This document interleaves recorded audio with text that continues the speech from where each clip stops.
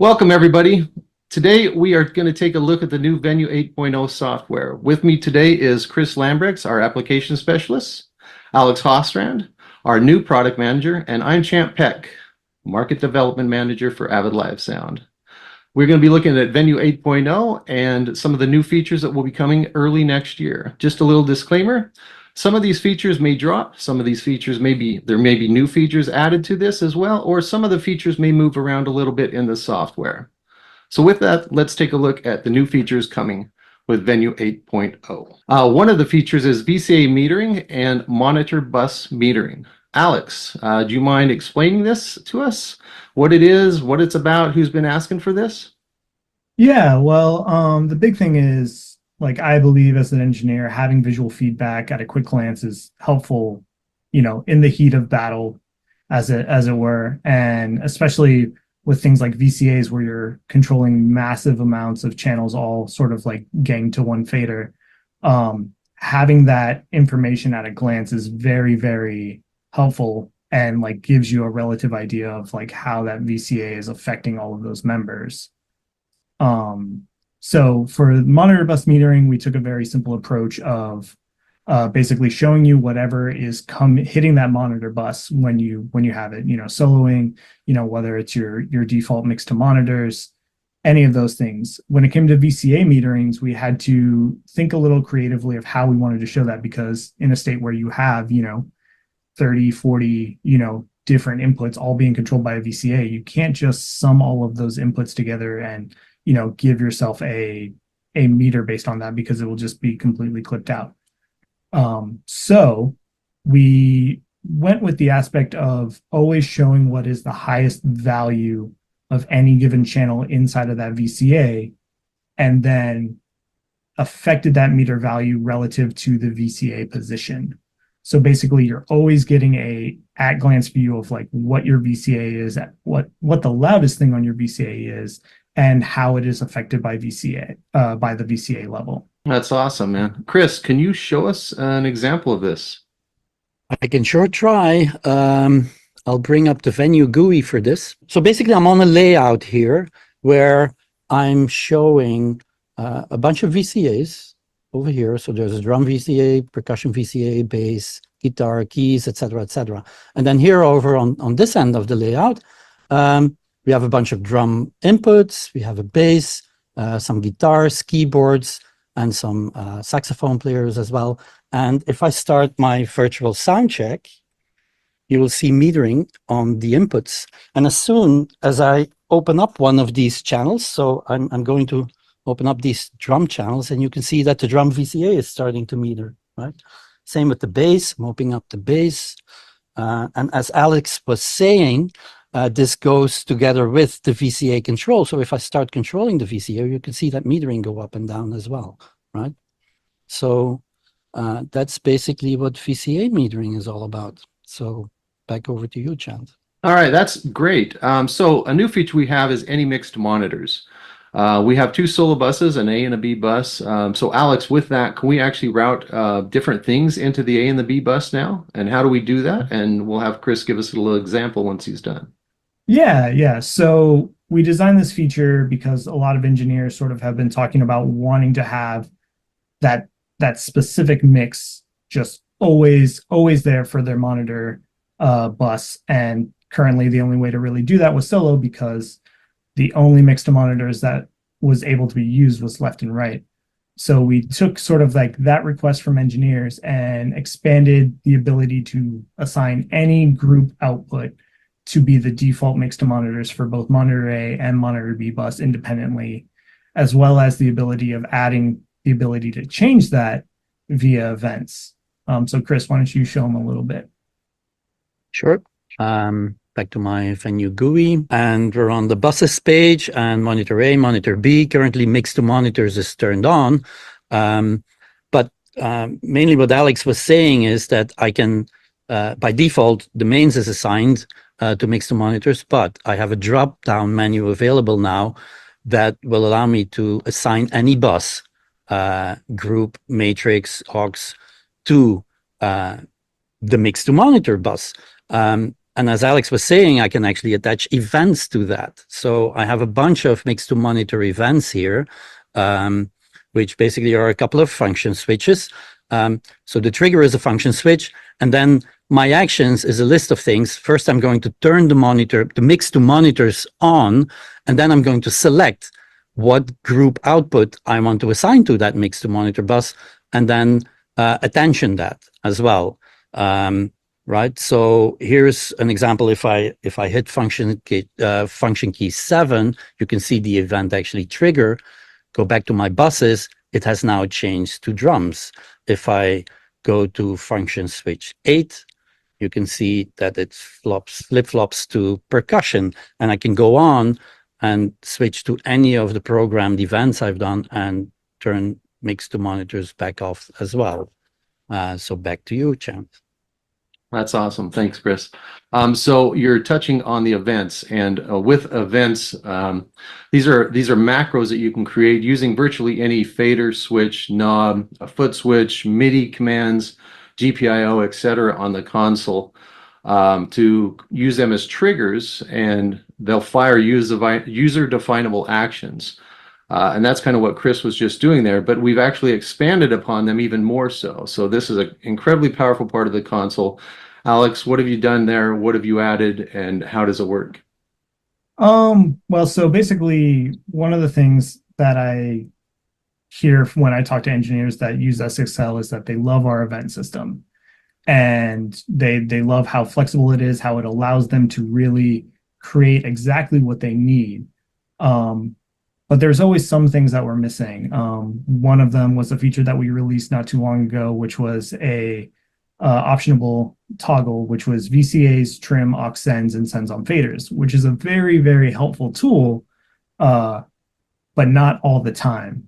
So with Venue 8.0, we decided to take everything that was in the options section of the GUI and add it basically as a action or a trigger, depending upon the necessity of it, and expose that for the user and allow them to be able to create that. So now a user could create, a function switch, kind of like what Chris was just showing, that specifically toggles on that VCA, trims, aux sends, and sends on faders.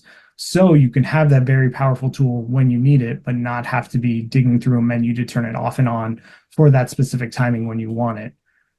We also went through and looked at the entire sort of base event structure of like how we had it laid out, which was, 8 actions, 8 triggers. And we took a look in the software and we asked ourselves, like, why are we limiting, events to be this way? And we couldn't really find a good reason. So we decided to expand it. So now in Venue 8.0, a single event can have up to 128 triggers and 128 actions. And then we were like, what can make building events easier?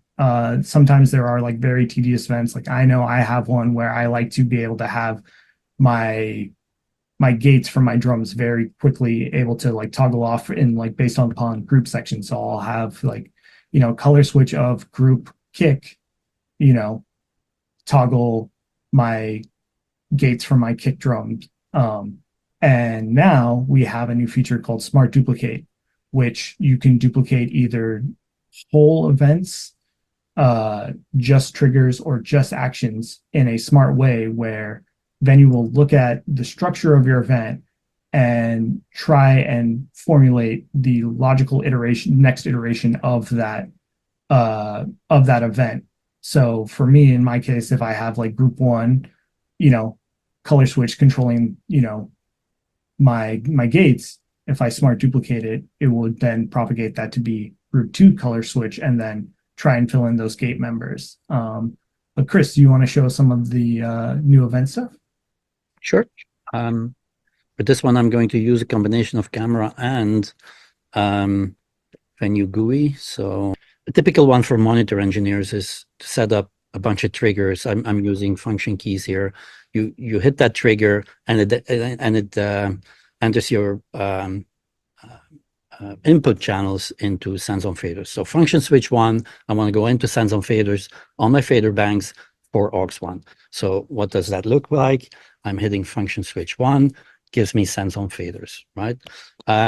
If you want that for multiple auxes. Traditionally, you would duplicate that and then go to the new event, double press, edit this, go to function switch 2, and set this one to then jump to aux sends on faders modes. You see, and this is already becoming a very tedious process. If you have to do this for multiple auxes, very time consuming, right?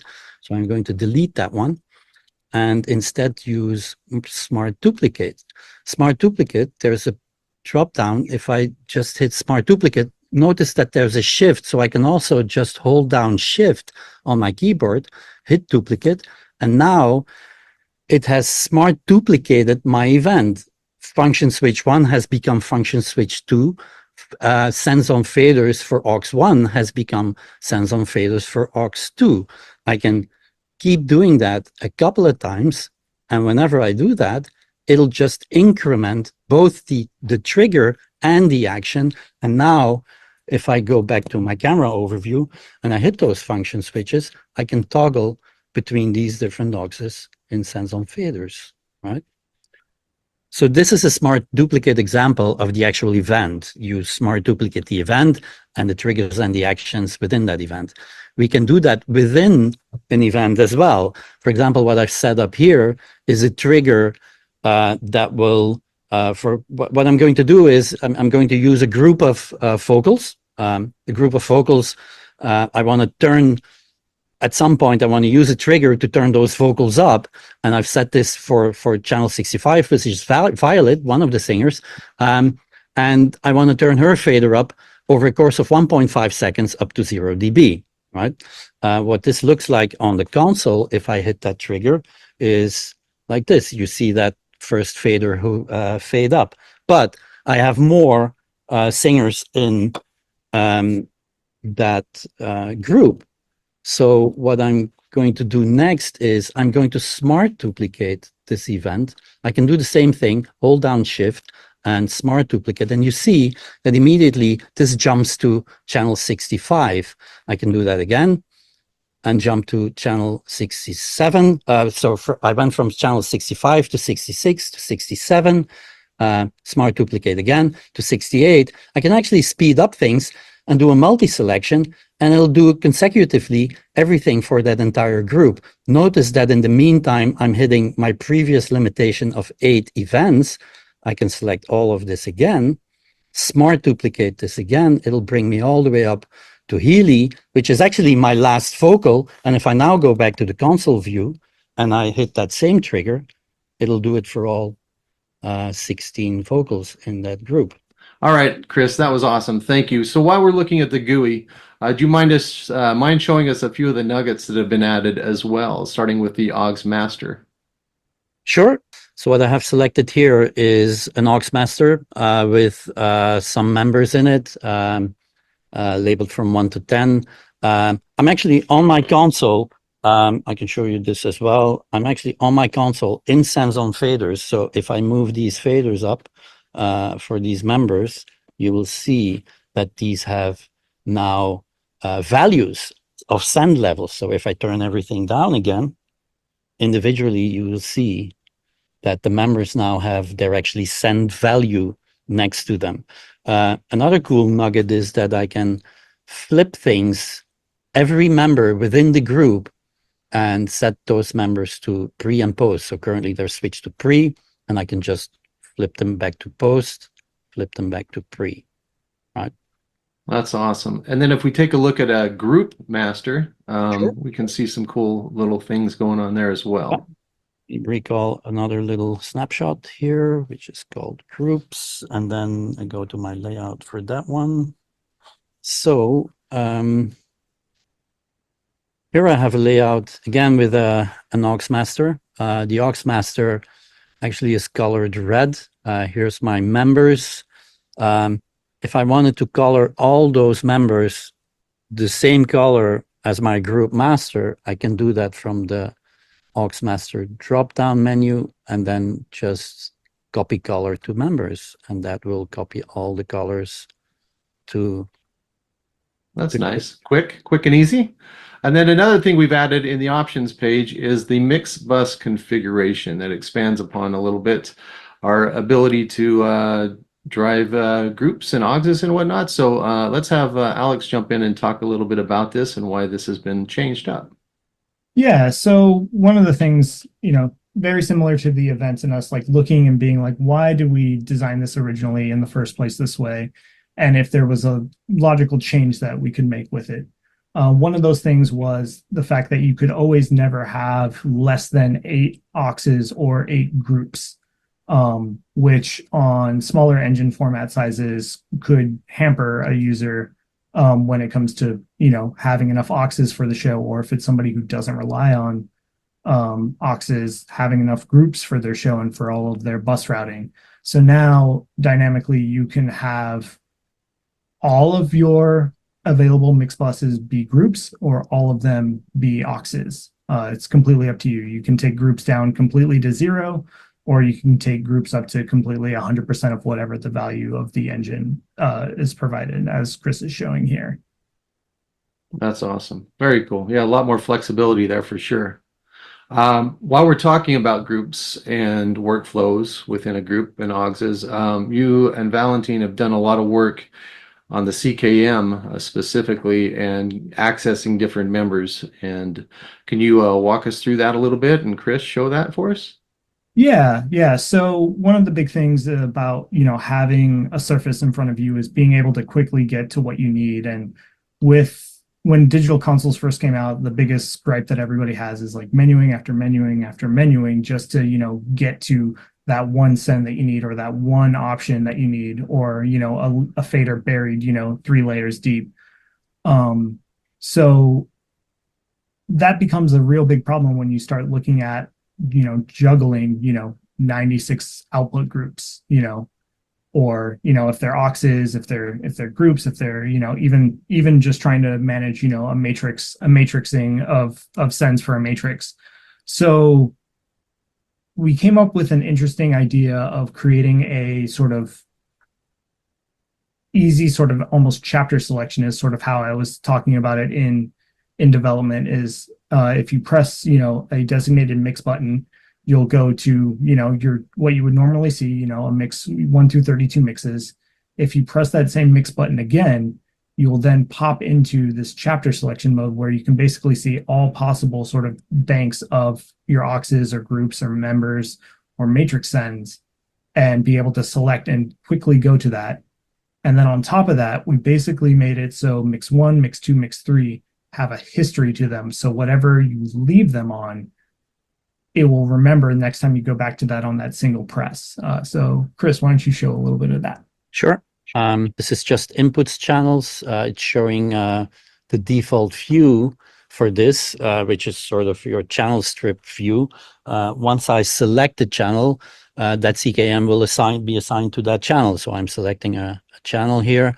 And as Alex was saying, if I press mix 1, it gives me now the option to jump straight into any of my aux sends or my groups. If I wanted to go to aux sends 33 to 64, I just tap that aux send. If I go to another page, it'll assign that to groups if I wanted to. And as Alex was saying, it'll remember that choice by by switching between these different modes. If I select a different channel, it will stay in that mode, right? Can go back to there, quickly jump to auxes 1 to 32 or 65 to 96, and so on and so on. So back to you. So one of the other cool things that you've added is the expanded group view. So if we look at an input channel, maybe Alex, if you'd talk a little bit about that and the thought behind this. One of the things is having like the ability to see all of your groups or members or anything like that. So we basically looked at how the original expanded aux view was designed for input channels, and we made a duplicated view for the groups, making a very easy tactile way to assign groups using the external GUI. And Chris can show that a little bit. Let's go back to the Venue GUI for this. I can see that this input channel, it's part of the drum, so it's going to the drum bus. The expanded view that Alex was talking about for the groups, if I open that up, I can see all the groups that I'm currently using, right? So an easy way of doing this is just an example. If I wanted to take these and send them to 2 groups, I could just send them to 2 groups, right? Very easy way and very convenient way of seeing what the groups are labeled like as well, as opposed to these abbreviations that you have here, right? Very cool. Very cool. All right. So now we're getting into some hardware. Alex, we've expanded the virtual sound check capabilities of the system, done a lot of work there, and we're adding the ability to do a dual purpose MLM 192 card. That's our Milan card. Can you speak to us a little bit about what that means for us going forward? Yeah.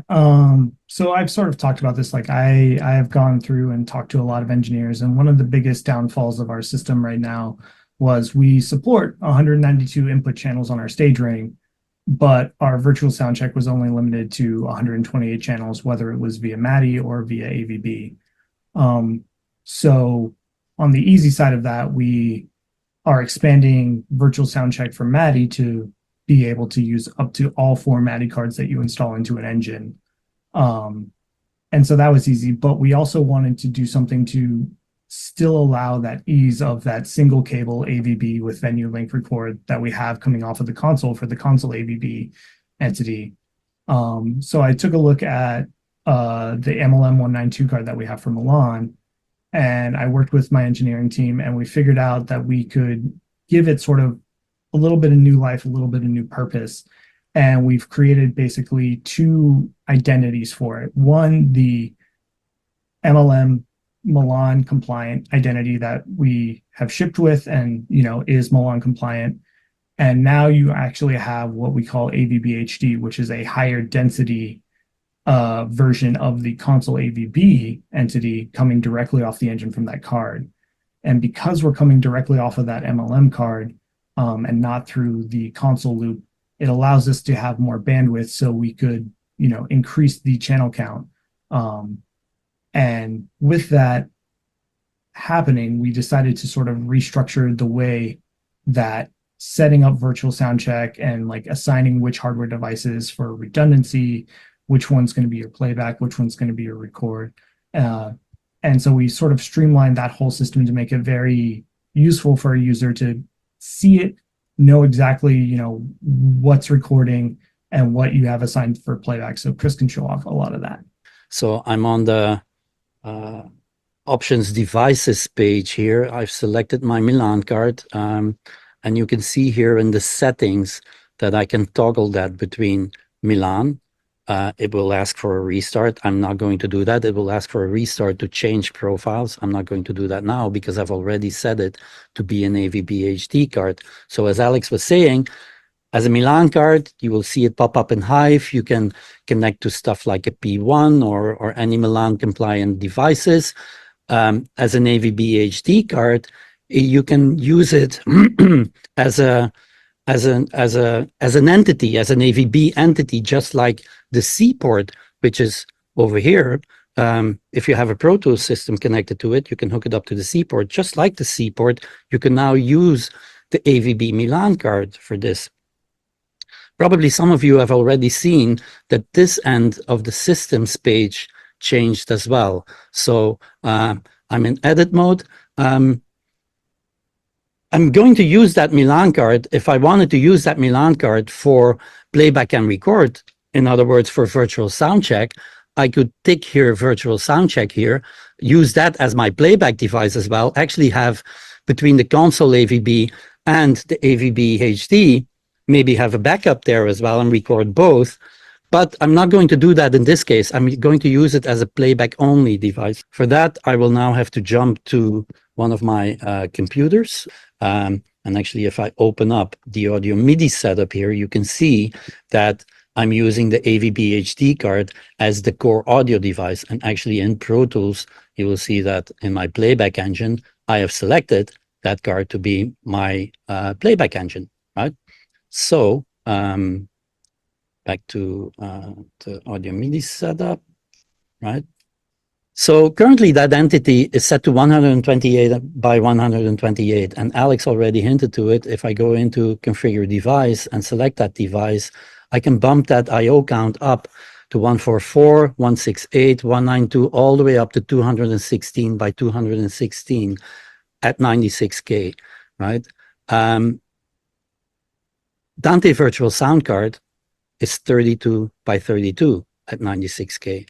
I'm using this as a playback device for, playback for a band, for sequences or whatever. I can have higher channel counts, right? I'm currently using a session which has 42 I/O or 42 outputs into my session. If I hit play and then go back to my Venue GUI, you can see that on my sequences page, there's all my sequences, right? How are these patched? They're patched in to the Milan card. If I go to the patch bay, here's my Milan card and here's what's patched into it, right? So there's AVBHD for you. One of the things that I also forgot to mention is because we're adding this new functionality to the Milan card, we've also decided to allow multiple Milan cards in a system, up to 2, given on certain engine types. So for 144 engines and above, so 144, 192, you'll be able to install 2 MLM 192 cards. So you could have one dedicated as a Milan networking card and the other dedicated as AVBHD, or both in AVBHD, one for playback, one for virtual soundcheck, or just both in Milan mode, because you have a complex networking structure to route your audio. That's awesome. There's a lot of flexibility you can have now with that. That's great, guys. All right, so finally, we're getting to a long-awaited request from engineers, and that is the auto mixer. So I will let Alex kind of take this over and explain a little bit about this, how it works, what it's based upon. If you look at on the GUI, it's pretty much a single button push. What other parameters are there? And let's see what you got to say. Like Trent was saying, auto mixing has become like a very useful tool, especially in corporate-based events and house of worship. And it's been something that's been lacking in our system, even, with external, like using plugins, like there's not really a good solution for it in the architect. So we took the basis idea of a auto mixer, which is sort of a pre-fader send to a bus, and sort of mixing based upon the metering value, the original sort of idea around it, and implemented that directly into the base audio engine and put it on every single group in Venue, depending upon your show file size and what your group configuration is. If you happen to be using a 192 engine and have 96 groups, every single group in that 90 out of those 96 will have an auto mixer dedicated to it. With that way that we've implemented, we've sort of have a global sort of attack and release, sort of like the breadth of how quickly the auto mixer picks up and lets down as it's chasing, different channels around. And we were able to keep it sort of that simple because we decided to leverage other aspects of Venue to sort of incorporate the deeper abilities of a traditional auto mixer. So things like weighting, we decided to take Venue bus to bus routing to be able to allow the auto mixer to work for itself. So a great example is in a corporate event, you have a group of 4 panelists and you have a moderator. So what we could do is take those 4 panelists, route them to group 1, have an auto mixer running on that first group, and then route that group directly to group 2, where also we have the moderator running to group 2, and turn auto mix on that group and send that to our LR. And what we've created at that point is basically 4 panelists being auto mixed to themselves that are then weighted differently against the single moderator that their entire summed output of auto mix is going off of. So we've created that sort of like weighting environment just by leveraging what we have already created in Venue. That's cool. Chris, do you mind showing where this is found in the software and the parameter changes? Sure. I am on the auto page just to show what Alex was saying, the global setting for attack and release, the amount of dB that will be released per second there. And then on outputs, as Alex was saying, here's 2 groups of vocals. I can turn auto mix on, I can turn auto mix off. Actually, on a personal level, I've been playing with this on backing vocals. I've created a couple of days ago, I was playing with a drummer. I just put the toms for the drums in there, and instead of using gates on that tom, I used the auto mixer. And actually, it gives you a very natural cleanup of all your tom mics or of all your backing vocal mics. So it's not only for corporate. I think this is going to prove very, very useful in music mixing as well. Yeah, we've had a lot of feedback from the Venue beta testers around that, where not just, using it in a talking head aspect, but things like backing vocals, things like tom mics, and other sort of like very more musically based ways of implementing Auto Mixer, which is kind of the reasoning around like why we wanted to keep it so simple. So you could then leverage it with the power of Venue to really have it be a creative tool, not just sort of a like surgical tool as it's like normally used. Yeah, I can imagine in like orchestral, work as well, just where you can have different sections, could be huge. All right, so looks like we've come to the end of the features that are going to show up as of today in Venue 8.0. Again, just to kind of mention this, we are showing beta software. It's possible things could be dropped. It's possible things could be added. Things could move a little bit around, move around a little bit in the software as well. So with that, look for, this software to come out when, Alex? Do you have a timeline? So yeah, we have a timeline. We're sort of slating for sometime in Q1 of 24 for Venue 8.0, and there's sort of a lot more 25, work you to be. mean? Oh yeah, sorry. Wow. It's all My good. year is just gone. But yeah, 25 is when we're looking for it. And there's still some more things that I'm trying to squeeze into it to really make sure that it is something sort of, that there's something in there for everyone, which I'm super excited for. Yeah, there's a lot of really cool features in it for sure. So stay tuned. Look for your, software to be dropped in your active Avid account. Right now, we're going to go to some live Q&A, and hopefully you guys have some good questions for us, and we'll see you on the other side.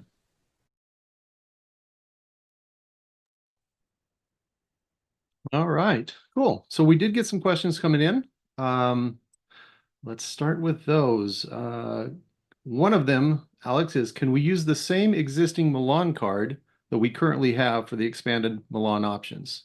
Yeah. So the way that it was designed is that with the firmware update in Venue 8.0, your current existing Milan card that you have will be able to have this dual identity mode where it is Milan or the AVB HD. Very cool. And along with that, are we still at 128 channel count on the AVB record off the back of the console? On the Yes. C and the D port.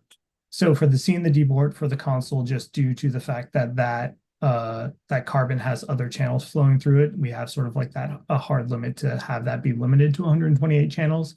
But like Chris showed in the demo section, the AVB HD entity mode off of the Milan card can go from 128 by 128 at 96K all the way up to 216 by 216 at 96K. Got it. And then along with that, can it be dual Milan as well for a backup? So I think we answered that, but yeah. So if you want to just talk about, again, just kind of recover how the two Milan cards could be used. Yeah, so in a 144 and a 192 engine, we are expanding the ability to use two Milan cards in an engine. So each of those Milan cards can be set agnostically. So both of them can be set in that Milan mode. Both of them can be set in the new AVB HD mode, or you could have a one in Milan mode and one in AVB HD mode. Cool. Very cool. Getting back to the auto mixer, are there control parameters for each of the groups while using the auto mixer? No.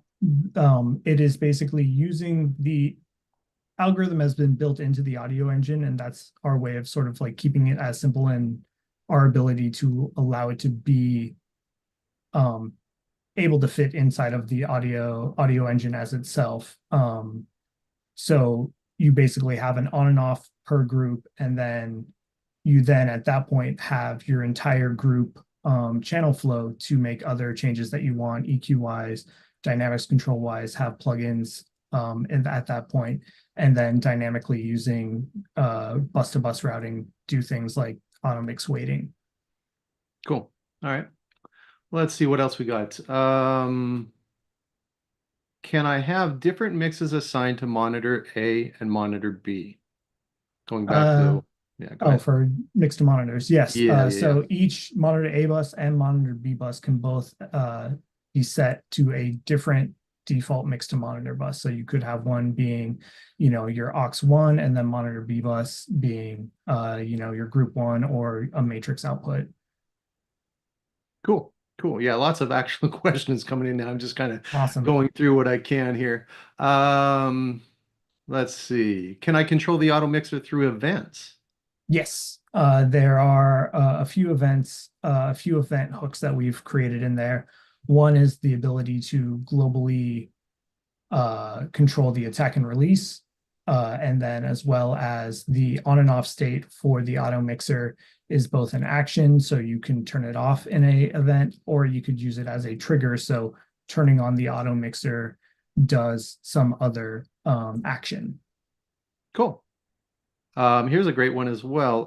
In Pro Tools, when using AVBHD as the interface, can we still use the PT button in the input channel to toggle between input and live mode or stage input? Yes, as long as the AVBHD card is marked as recording and in the virtual soundcheck setup, it will function as identically as it would if it was the AVB that was off of your console IO. Very cool. Let's see here. Again, lots coming in now. Yeah.